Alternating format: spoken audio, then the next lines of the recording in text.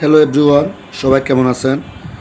আজকেও নিয়ে আসলাম চট্টগ্রাম ঐতিহ্যবাহী খাসির রাজালা এবং খাসির বুনা কীভাবে আমরা তৈরি করি সেই রেসিপি আপনারা শর্টকাটে ঘরে বসে শিখতে পারবেন। সিরাজ বাবুর্চির হাতে খাসির রাজালা কীভাবে তৈরি হয় আজকের সম্পূর্ণ ভিডিও আপনাদের সাথে তুলে ধরবো। এখানে খাসির মাংসগুলো আমাদের কাটার পরে সুন্দর করে কাটিং চলতেছে। এখানে আমি ধুয়ে পরিষ্কার করি এখন পাতিলে ঢেলে দেব। আপনারা অবশ্যই এই রেসিপিটি চাইলে সম্পূর্ণ ভিডিওটি লক্ষ্য করবেন, অবশ্যই সম্পূর্ণ ভিডিওটি দেখবেন।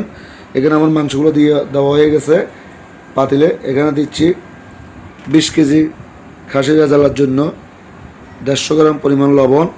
প্রথম লবণটা দেওয়া হচ্ছে।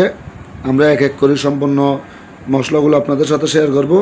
আপনারা অবশ্যই ভিডিওটি স্পিড না করে দেখতে থাকবেন।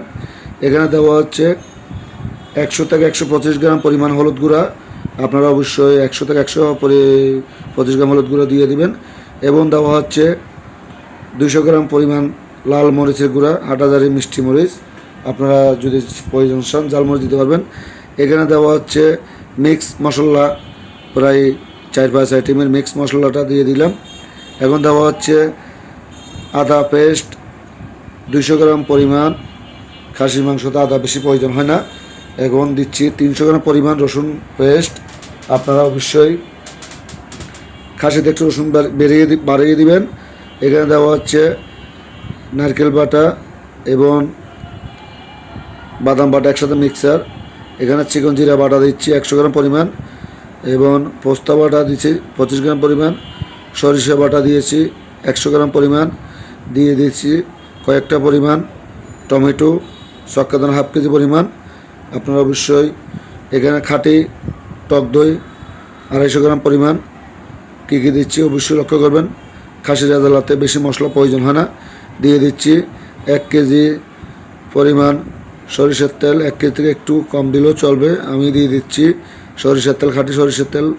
আপনারা অবশ্যই এই ভিডিওটি লক্ষ্য করবেন এবং দেখার চেষ্টা করবেন। এখানে দিয়ে দিচ্ছি এলাচি, দারচিনি, তেজপাতা, লবঙ্গ এবং গরম মশলা মিক্সার প্রায় 50 গ্রাম পরিমাণ। সবগুলো আইটেম থেকে 50 গ্রাম পরিমাণ দেওয়া হচ্ছে। আপনারা অবশ্যই এটা লক্ষ্য করলে আপনারাও ঘরে এই পরিমাণে অল্প অল্প রান্না করতে পারবেন। দিয়ে দিচ্ছি একটু হাত দিয়ে পানি। এখানে দেওয়া হচ্ছে 1 কেজির থেকে 1.5 কেজি পরিমাণ পেঁয়াজ কুচি। আপনারা অবশ্যই পেঁয়াজটা একটু বাড়িয়ে দিতে পারবেন এবং কমও দিতে পারবেন, কোনো সমস্যা নাই। আমি খাসি বোনাতে বেশি পেঁয়াজ ব্যবহার করি না এবং আমরা রান্না করার পর একটু বেরেস্তা বেশি ব্যবহার করব, কাঁচা পেঁয়াজটা কম ব্যবহার করি। এখন চুলাটা বসিয়ে আমাদের রান্না চলবে। অবশ্যই এখন আমরা এতক্ষণ মশলাগুলো দেখাচ্ছি, এখন দেখাবো যে কীভাবে আমরা খাসির রেজালা এবং খাসি বোনাটা কষানো হয়। এক এক ধাপে ধাপে আপনারা অবশ্যই আমার যুক্ত থাকবেন। এই এখন আমাদের মাংসগুলা কষানি হচ্ছে। দেখেন মাশাআল্লাহ, কালারটা অসাধারণ। আপনারা অবশ্যই এই আমার পরিমাণ মতো মশলা দিয়ে যদি তৈরি করেন অনেক ভালো হবে ইনশাআল্লাহ। আশা করি আপনারা চেষ্টা করবেন সিরাজ বাবুর্চির মতো খাসির রেজালা কীভাবে তৈরি করেন। আপনারা বলেছেন দেখি আমি ভিডিওটি তৈরি করছি। খাসির মাংস রেজালা অনেক সময় হয় না, সেই জন্য আমার মাংসগুলা এই তৈরি করে। বেশিরভাগ মেজবানি মাংসটাও হয় খাসি দিয়ে, ওইটা আলাদাভাবে তৈরি করা হয়। আপনারা যারা প্রতিনিয়ত আমার ভিডিও দেখেন অবশ্যই আপনারা একটি সুন্দরভাবে কমেন্ট করবেন। আপনারা কমেন্ট করলে আমার থেকে রান্নার রেসিপিগুলো বানাইতে অনেক ভালো লাগবে। আপনারা যদি ভিডিওটি সম্পূর্ণ না দেখেন, স্পিড করে চলে যান, তাহলে আর মনটা খারাপ হয়ে যাবে। চেষ্টা করবেন সম্পূর্ণ যার ভিডিও আসবে দেখার চেষ্টা করবেন।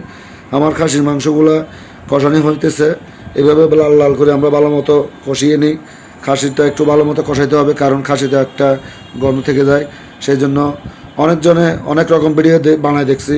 অনেকজনে বলে যে এখানে দেওয়া হচ্ছে একটু সয়া সস, খাসিতে নাকি রসুন কম আদা বেশি। আসলো না, আমরা ছোটোকালের থেকে আজীবন থেকে শুনে গেছি খাসির মাংসতে রসুন বাড়তে আদা কম, কারণ খাসির মাংসটা নরম।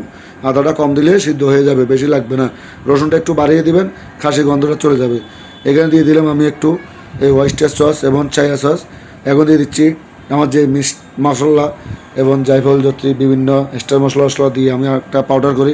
ওই পাউডারটা আসলে এতগুলো বলা সম্ভব হয় না, এই আমি খাসিতে ব্যবহার করছি।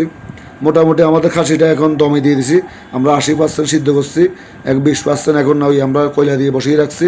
বসিয়ে রাখার পর এখন দিচ্ছি আমি বেরেস্তাটা দিলে অনেক সুন্দর টেস্ট আসবে, একটা গ্যারান আসবে। আপনারা অবশ্যই ভিডিওটি লক্ষ্য করবেন। আমি কিন্তু আসলে কোনো লুকিয়ে রাখি না, অনেকজনে অনেকটা বলে না, কিন্তু আলহামদুলিল্লাহ আপনারা শিখেন, আমি জানি আপনারা শিখলে অবশ্যই ভালো লাগবে। কারণ একটা সিরাজ বাবুস থেকে রান্না শিখছি, অন্তত আপনারা কমেন্টে বলতে পারবেন, এটা উৎসাহ বাড়বে। আমি চেষ্টা করবো আপনাদের জন্য নতুন নতুন রেসিপি নিয়ে আসার জন্য। তো দেখুন মাশাআল্লাহ আমাদের খাসির মাংসটা সম্পূর্ণ রান্না প্রস্তুত হয়ে গেছে। এখন একটু দেখাবো আমরা কীভাবে খাসির মাংসটা বাড়ি চপ করি, আপনারা অবশ্যই একটু যুক্ত থাকুন। এবার দেখেন মাশাআল্লাহ একবার রসালো খাসির রেজালা এবং খাসির বুনা, এটা দুইটা নাম বলতে পারবেন, রেজালা এবং বুনা একই সিস্টেমে রান্না। তো এই একটা খাসির কালো বুনা আছে, কালো বুনাটা কোনো এক সময় যদি হয় অবশ্যই আপনাদের সাথে শেয়ার করব।